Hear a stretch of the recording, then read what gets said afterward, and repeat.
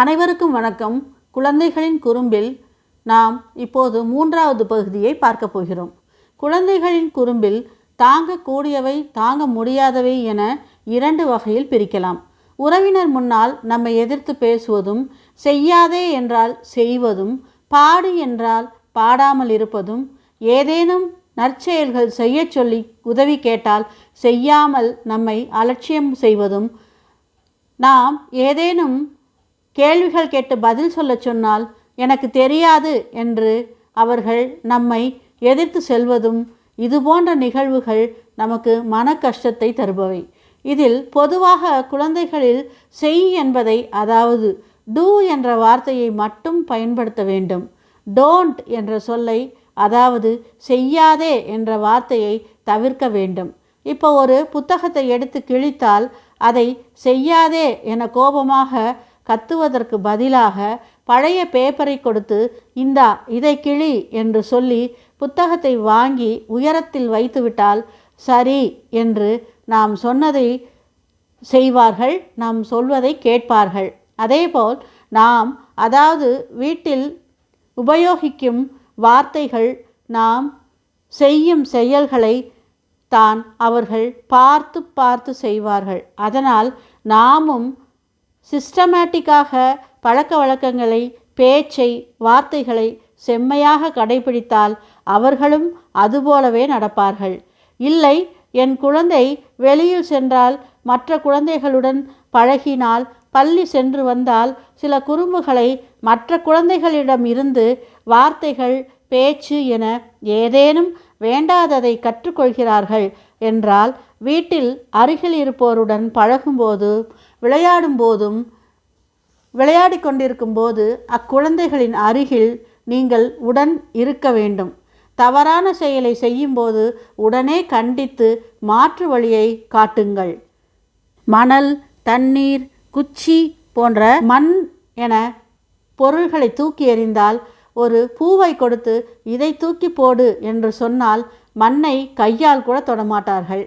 பள்ளியில் ஏதேனும் பழகி வந்தால் உடனே சம்பந்தப்பட்ட நபரிடம் நேரில் சென்று அந்த தவறான வார்த்தைகளை, தவறான செயல்களை மீண்டும் செய்யாமல் தடுத்து நல்வழிப்படுத்தி நலமடைய செய்யுங்கள். மேலும் ஒரு செயலை செய்து அதை தவறு என உணர்ந்து மீண்டும் செய்யக்கூடாது என்ற பழக்கத்தை சிறுவயதிலேயே கற்பித்து கொடுத்தால் அவர்களுக்கு யோசிக்கவும், இது சரி இது தவறு என்ற புரிதலும் ஏற்பட வாய்ப்பு அமையும்.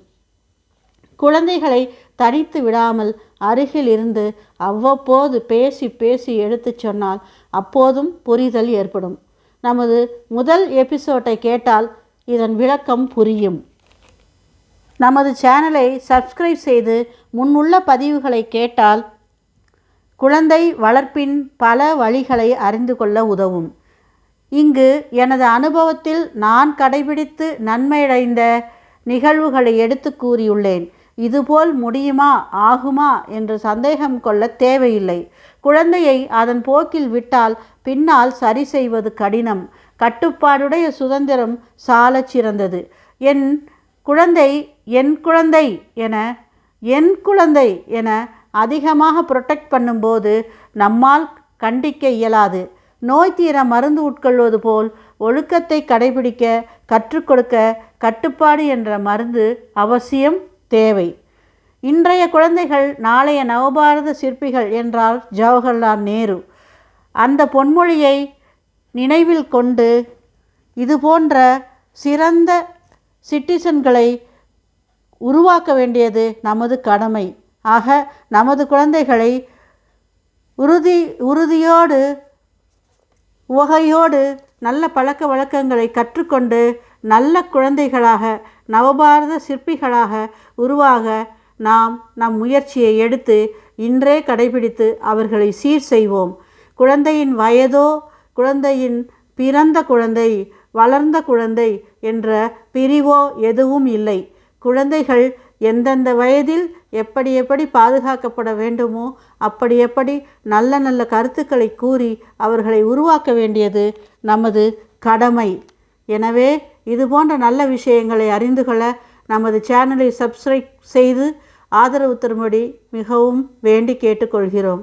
நன்றி, வணக்கம். மீண்டும் சந்திப்போம்.